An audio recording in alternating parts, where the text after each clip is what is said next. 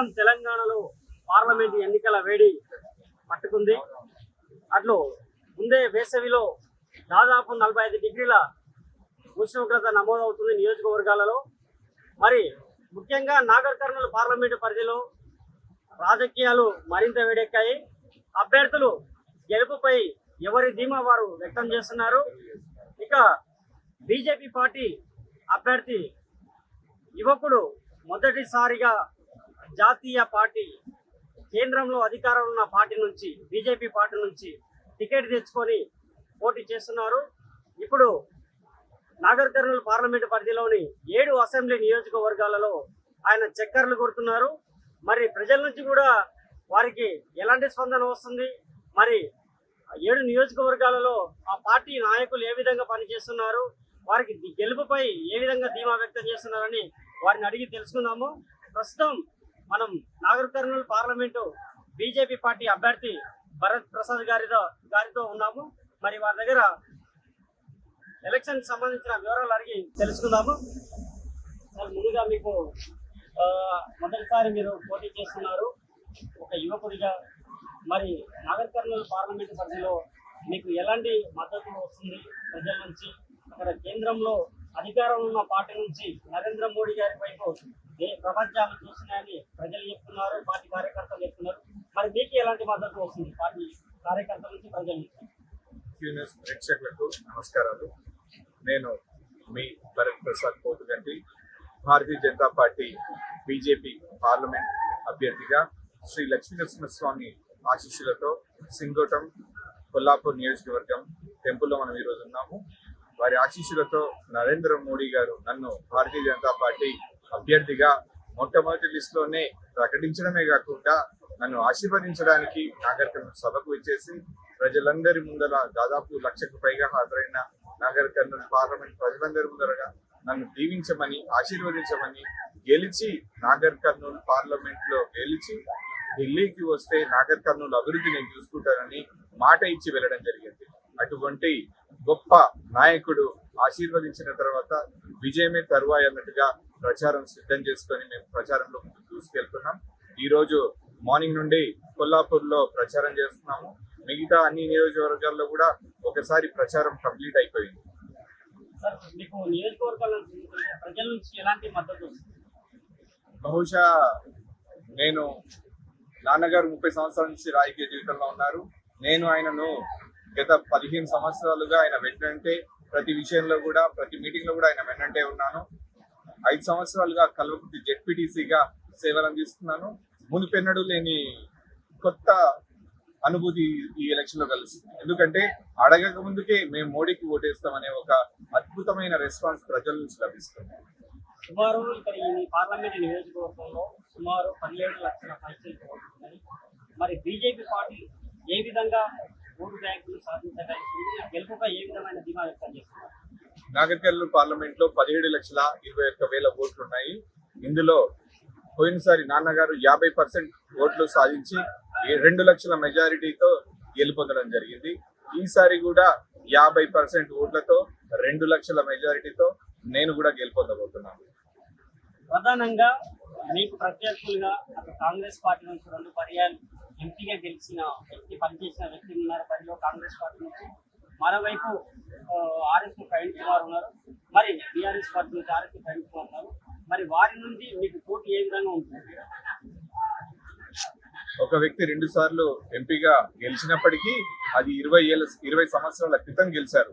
20 సంవత్సరాల నుంచి ఎప్పుడు కూడా ఆయన ఎంపీగా సేవలు అందించలేదు. అతను లోకల్ కూడా కాదు. ఇంకొక వ్యక్తి పోటీగా చేసినప్పటికీ అతనికి సర్పంచ్ గా చేసిన అనుభవం కూడా లేదు. ప్రజాస్వామ్యం మీద కనీస గౌరవం లేదు. దేవుణ్ణి నమ్మొద్దు అని బహిరంగంగా విద్యార్థులను పక్కదో పట్టించిన వ్యక్తి, మరియు ఎటువంటి బాధ్యత లేని వ్యక్తి. ఎందుకు ఏ పార్టీలో ఉన్నాడో, ఒక రాష్ట్ర పార్టీ అధ్యక్షుడిగా ఉండి ఒక సీటు కూడా గెలిపించుకోలేని వ్యక్తి. అదే విధంగా సిర్పూర్ లో పోటీ చేసి నేను ఇల్లు సిర్పూర్లోనే కట్టుకున్నా, నా ఇల్లు సిర్పూరే అని చెప్పి అక్కడ ప్రజలు వద్దని తిరస్కరిస్తే చెల్లని రూపాయల ఈ రోజు నాగర్ కర్నూలు పార్లమెంట్ లో రావడం జరిగింది. ఇందులో గత 5 సంవత్సరాల్లో నేను మాత్రమే ఇక్కడ నాగర్ కర్నూలు జిల్లాలో జెడ్పీటీసీగా ప్రతి సమస్యను, ప్రజల సమస్యను పరిష్కరించమని అధికారులను అడగడం జరిగింది. వాటి పరిష్కార దిశగా కృషి చేయడం జరిగింది. కాబట్టి ప్రజలందరికీ ఇక్కడ లోకల్ వ్యక్తిగా నన్ను ఆశీర్వదిస్తారు. అదే విధంగా నరేంద్ర మోడీ గారిని భవిష్యత్తులో ప్రధానమంత్రిగా చేసి దేశాన్ని భద్రంగా కాపాడుకునే వ్యక్తి ఆయనని ఆశీర్వదిస్తారని పూర్తి విశ్వాసం. మీకు పార్టీ నుంచి ఇక్కడ ఇన్ఛార్జీలను నియమించారు. ఆ నియోజకవర్గ పార్టీ నాయకులు ఏ విధంగా పనిచేస్తున్నారు, కార్యకర్తలు ఏ విధంగా పనిచేస్తున్నారు, వారి నుంచి మీకు ఎలాంటి మద్దతు లభిస్తుంది?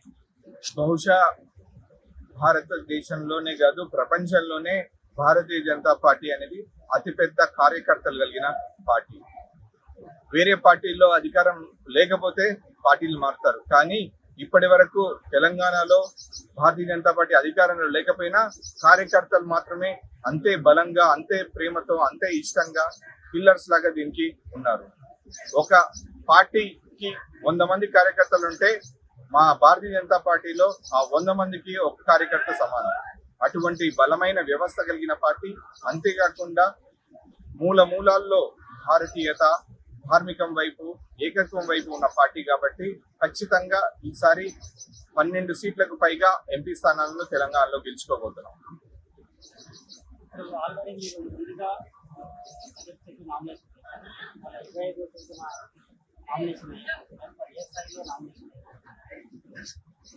25వ తారీఖున నా నామినేషన్ ఉండబోతుంది.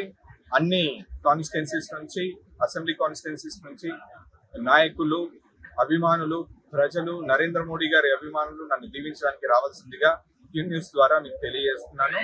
ఆ రోజు ముఖ్య అతిథిగా మన దేశానికి ప్రధాని అయిన మోడీ గారి స్వంత రాష్ట్రమైన గుజరాత్ ముఖ్యమంత్రి గారు రాబోతున్నారు. అదేవిధంగా మన రాష్ట్ర నాయకులు కూడా రాబోతున్నారు. మన నామినేషన్ పర్వం గెలుపు వేడుకలా ఉండబోతుంది. ముఖ్యంగా ఇప్పుడు ఇక్కడ టీఆర్ఎస్ పార్టీ, కాంగ్రెస్ పార్టీ ఉన్నాయి. మీకు రెండిట్లో ఏది ప్రధానంగా మీకు ఎవరితో పోటీ ఉండబోతుంది? ఇది గ్రామ సర్పంచ్ ఎన్నికలు కాదు, మండల ఎంపీటీసీ ఎన్నికలు కాదు, అసెంబ్లీ ఎన్నికలు కాదు. ఇవి ఢిల్లీ ఎన్నికలు, లోక్సభ ఎన్నికలు. ఇందులో నరేంద్ర మోడీ గారిని ఎన్నుకోవడానికి జరిగే ఎన్నికలు ఇవి. వీటిలో నరేంద్ర మోడీ గారికి పోటీ అనేది లేనే లేదు. ప్రజలందరూ కూడా ముక్త కంఠంతో ఒకటే మాట మోదీ మోదీ మోదీ అంటున్నారు. మోడీ గారికే పట్టం కట్టడానికి ప్రజలు రెడీగా మే 13 ఎప్పుడు వస్తుందా, మేము మోడీ గారిని 3వ ప్రధానమంత్రి ఎప్పుడు చేయాలని ఎదురు చూస్తున్నారు. మే 13వ తేదీన జరిగే ఎన్నికల సందర్భంగా ప్రజలకు నాగరికర్నూలు పార్లమెంట్ ప్రజలకు ఓటు హక్కు చాలా విలువైనది. గత పార్లమెంట్ ఎలక్షన్స్ లో కూడా, అసెంబ్లీ ఎలక్షన్స్ లో చూసుకుంటే 20% తక్కువ పోలింగ్ జరిగింది. ఈసారి కూడా ఈ ఎండకు బహుశా తక్కువ పోలింగ్ జరిగే అవకాశం ఉంటుంది. కాబట్టి మీరందరూ కూడా ముందే వచ్చి పోలింగ్ లో పాల్గొని భారతీయ జనతా పార్టీకి ఓటేసి గెలిపించాలని కోరుకుంటూ, ఈ ఎండలో ఎక్కువ మంచినీరు తాగి ఎండ వడదెబ్బ కొట్టకుండా జాగ్రత్తలు వహించాలని కోరుకుంటున్నాను. ఏ స్థాయిలో మెజార్టీ తెచ్చుకోబోతున్నారు ఎన్నికలు? నాగర్ కర్నూలులో మొట్టమొదటిసారిగా పార్లమెంట్ గడ్డపై కాషాయ జెండా ఎగరబోతుంది. ఎగరడంతో పాటు 7 నియోజకవర్గాల్లో కూడా ఖచ్చితంగా మెజారిటీ వస్తుంది. ఇది Nagar Kurnool parliament BJP party అభ్యర్థి భరత్ ప్రసాద్ గారు చెప్తున్నారు.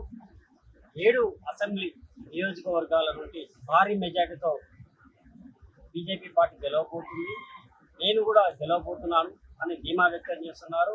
ప్రపంచం మొత్తం మోడీని చూస్తుంది, దేశ ప్రజలు మోడీని చూస్తున్నారు, యువత మొత్తం బీజేపీ పార్టీని చూస్తుంది. భారీ మెజార్టీతో గెలవబోతున్నానని, నాకు ఎవరు ప్రధాన పోటీగా ఉండబోరు అని వారు స్పష్టం చేస్తున్నారు. ఔట రాజశేఖర్, ఉమ్మడి మహబూబ్నగర్ జిల్లా, టీవీ న్యూస్, కొల్లాపూర్.